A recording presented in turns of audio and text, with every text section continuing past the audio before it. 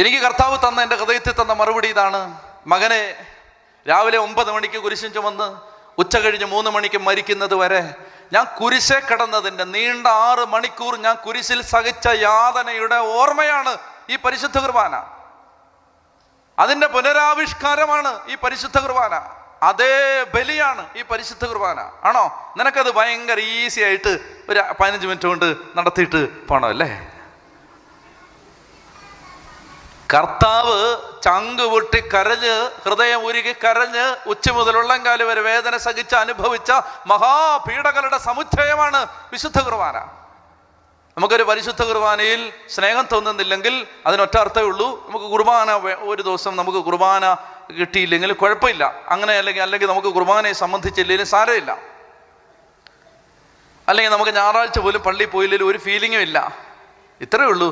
കർത്താവിനോട് നമുക്ക് അത്രയും സ്നേഹം. ഈ